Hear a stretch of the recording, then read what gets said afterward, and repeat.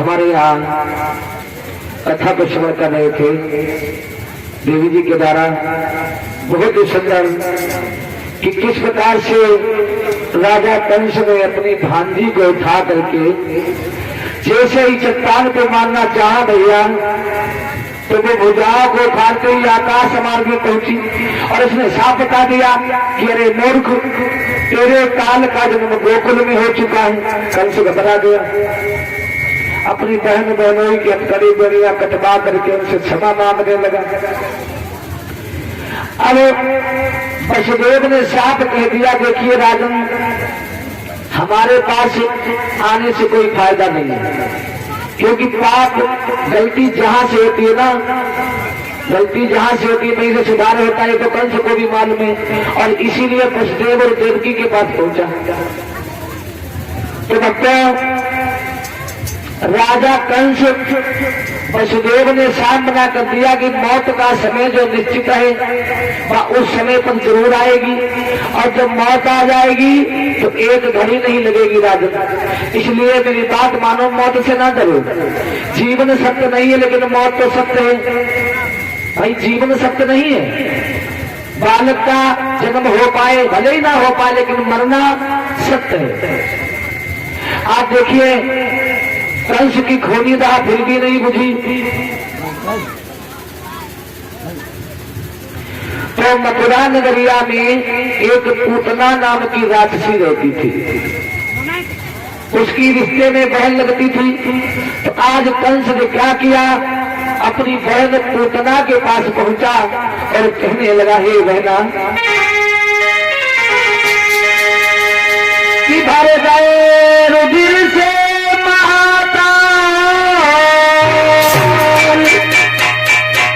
पर हृदय हमारा भरा नहीं, मर गए हजारों हे बालक पर काल हमारा।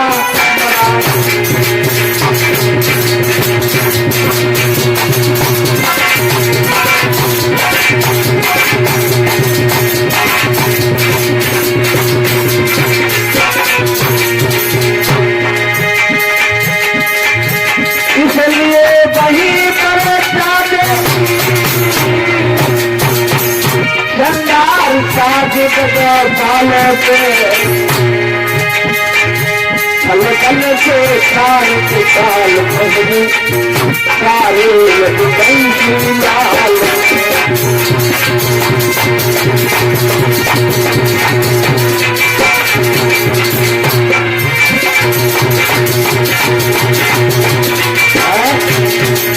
एकदम से कहने लगा, बहना, हमने जाने कितने वीरों को भेजा और वहां पे जाने कितने बालक मारे गए गोकुल में, लेकिन हमारा काल नहीं मरा है, ये मेरा विश्वास कह रहा है। आज भक्तों, क्या करूं,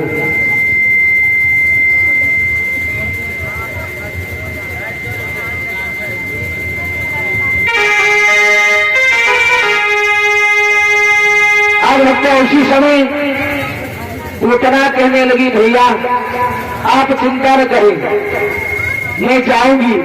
और भैया भेजे, भैया के कोई संकट आए, बहन को जरा भी उबालना है, बिल्कुल मैं जाऊंगी और उस दुष्ट को जो तुम्हारा वध करने वाला है उसका वध करूंगी। तो आज पूतना ने एक ग्वालिनी का रूप धारण किया। ग्वालिनी का रूप धारण किया, अपने स्थलों में कालकोटि जहर को लगा लिया। उस जहर के सोमने से मनुष्य का अंत हो जाए, ऐसा जहर लगाया कि मैं किसी न किसी बहाने से कन्हैया को दूध पिलाऊंगी, वो मर जाएगा। लेकिन भैया आज पहुंची है कहाँ, गोकुल में, और एकदम से आवाज लगाई, मैया, बोली मैया यशोदा। भैया यशोदा जैसे दरवाजा खोला तुरंत ही आज बाहर आई, क्या बात करो, घूंघट मारे हुए हैं। घूंघट मार करके कहने लगी, मैया, मैया, जीवन भर की जलती ज्वाला इतने दिन बाद बुझानी है, और बाबा का ठंडा हृदय हुआ मैया की को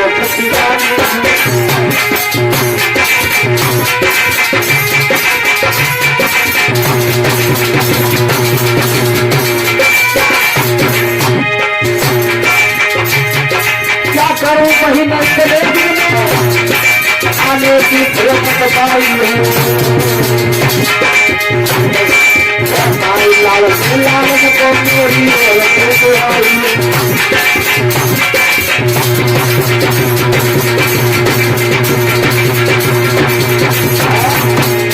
एकदम से कहने लगी मैया आज क्या करें, हमें समय नहीं मिला, आज समय मिला जाकर के मैया हमारी तरफ से तेरे लाला के लिए बधाई है, बधाई है, जुग जुग जिए तेरा लाला। मैया मैया ने तुरंत आंगन में बैठा लिया। हमारी माता बहनों की बहुत बड़ी कमी होती है, अगर घर में कोई आए और स्त्री है मुंह ढाके हुए घूंघट मारे हुए, पहले उसका घूंघट उठा करके देखो ये है तो क्या बता कभी कहीं धोखा हो जाए, कहीं धोखा भी हो सकता है, कोई दूसरा चलाए, कोई रुपया आ जाए, आप घर में चोरी कर ले। एक गांव में एक बहन की बारात थी। तो घर में लड़की की बारात होगी ना तो माता पिता बहुत जेवर एकत्रित करते हैं, दहेज भी आता है, पैसा भी होता है। और उसी गांव में 3 चोर थे। उन्होंने विचार किया, देखिए घूंघट की बात बता रहा हूं आप लोगों को, होशियार हो जाओ। तब वो चोर कहने लगा भैया इनके घर में इसमें माल तो बहुत है, लेकिन हम लोग चोरी कैसे करेंगे। तो एक चोर कहने लगा कि मैं एक काना चोर था, एक आंख वाला, वो कहने लगा चोरी तो हम करवा देंगे, हमसे मिलो ना। तो बोले ठीक है भैया, इससे अच्छा उपाय कौन सा रहेगा। तो उस चोर ने साड़ी पहनी, साड़ी पहन करके घूंघट मार लिया और उनके घर में जिस घर में कोई मांगलिक कार्य होता है तो उस घर में ढोलक वगैरह रात भर बजती है। तो ढोलक बज रही है भैया, और उसने क्या किया, घूंघट मार करके घर में प्रवेश कर गया। माताएं मैंने बैठी हुई थी तो उन्होंने पूछा ही नहीं कौन हो कौन नहीं। अब अपने दोस्तों से इशारा उसने ये किया कि जब हम घर पे जाएं, अब जैसे जैसे हम पन्ना गाएं वैसे वैसे तुम चोरी करते रहना।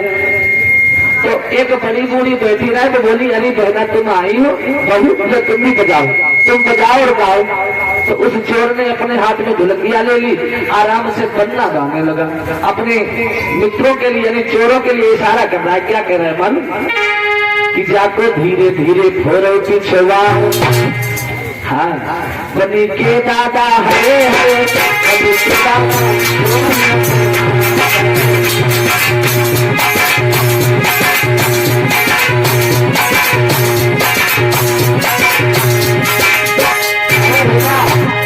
पीछे से दीवार काटे, पीछे वाले कमरे में सम्मान रखा हुआ है और लड़की के पिताजी आंगन में सो रहे हैं। तो इधर तो वो पन्ना गा रहा है, उधर चोर उसका काम कर रहे हैं, आवाज सुन के जाको धीरे धीरे धीरे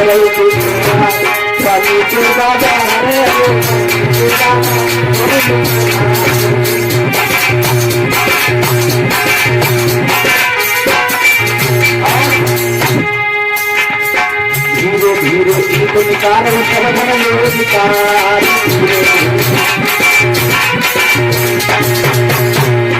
जब तुम अंदर आई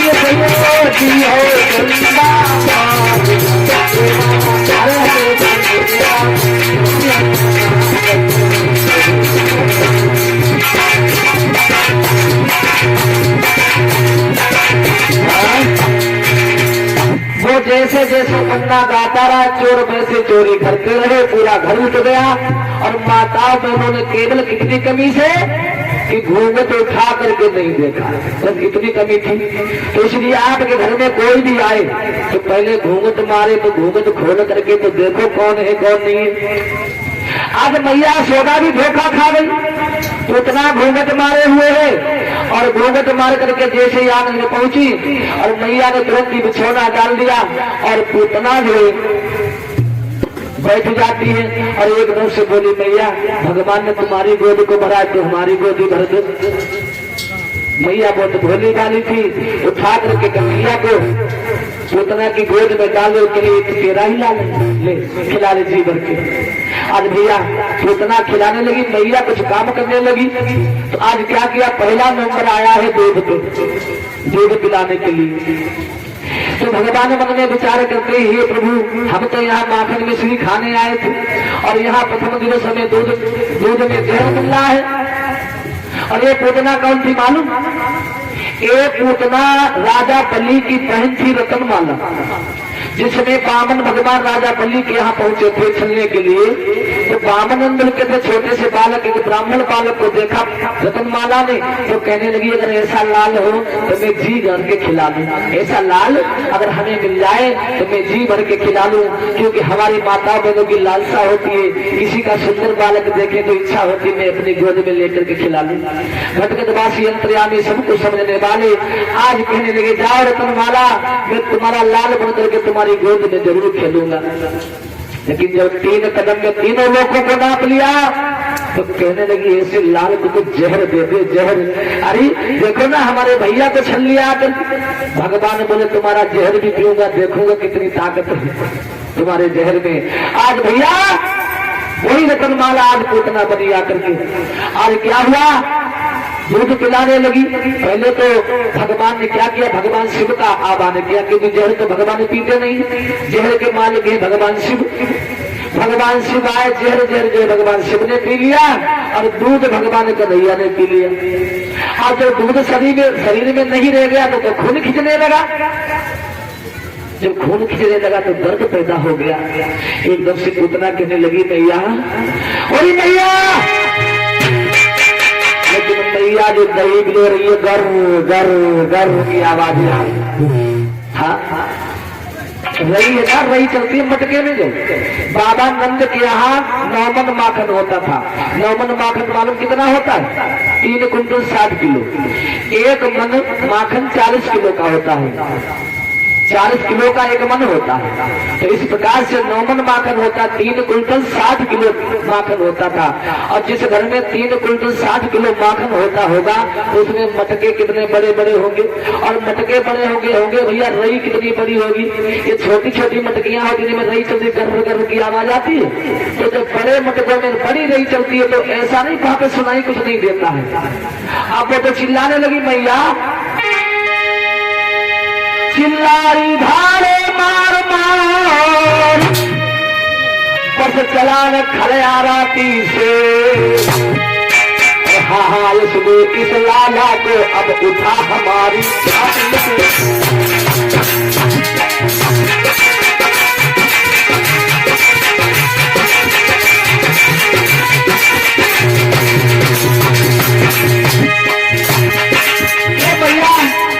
अपने कन्हैया को ले जाना। अब पहले तो मैया को बुलाती रही, भगवान कन्हैया को नोचने लगी है भक्ता और कहने लगी सूची जागती जागत अपने घर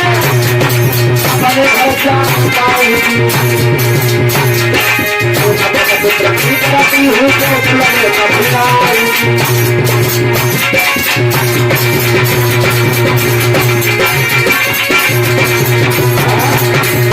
आज भक्तों चिल्लाती रही, धारे बार बार चिल्लाती रही। जब नहीं छोड़ा भगवान कन्हैया ने तो नोचने लगी, लेकिन नोचने से भी नहीं छोड़ा तो कन्हैया को लेकर घर के बाहर भाग खड़ी हुई।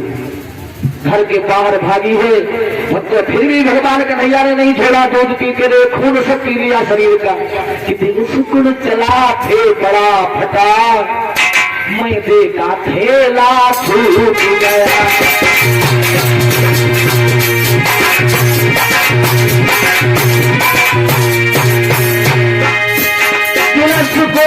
चला थे भरा मैं देखा थेला छूट गया। भूत के साथ टूट गया और छाल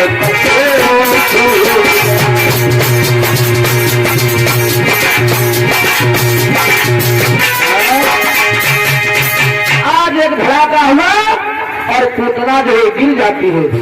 अब इस समय पूतना गिरी मालूम हमारे श्रीमद् भागवत महापुराण में प्रमाण मिला है। इस बात का देख लेना अपने आप को। पूतना मद में जो संस्कृत वाली जो श्रीमद् भागवत महापुराण आती है उसमें दिया है कि 1 योजन का शरीर था पूतना का। 1 योजन में मालूम 4 कोष होते हैं। 4 कोस, एक योजन में 4 कोस होते हैं और एक कोस में 3 किलोमीटर होता है। इस प्रकार से पूतना का शरीर 12 किलोमीटर का हुआ है। भैया सभी भाग करके आए तो देखा है भगवान कन्हैया पूतना तो मरी पड़ी है। ये बात भैया हमने नहीं कही है, हमारा पुराण बोल रहा है, इसलिए बताइए आप लोगों को। और देखा कि भगवान कन्हैया उसके ऊपर खेल रहे हैं। बाबा नंद ने भगवान कन्हैया को उठा लिया, मैया यशोदा ने उठा लिया कन्हैया को और पूतना का शरीर काट काट करके उसका दाह संस्कार करवाया। थोड़े बहुत दिन में नहीं हुआ भैया, महीनों से दाह संस्कार में लग गए उसके। आज इतना ईंधन का सभी खर्च हो गया गांव का। अब इधर क्या हुआ, मैया यशोदा ने कन्हैया को गले से लगा लिया। अरे देखो ये गाय हमारे लाल को खाने आई थी और खुद मर गई है, हमारे कुल देवताओं की कृपा रही। आज भैया इधर धीरे धीरे समय बीतता चला गया।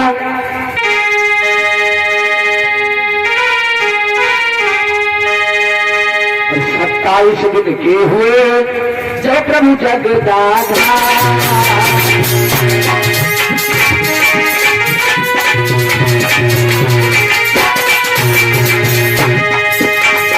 उस दिन बाबा नंद के हुई एक जोरदार।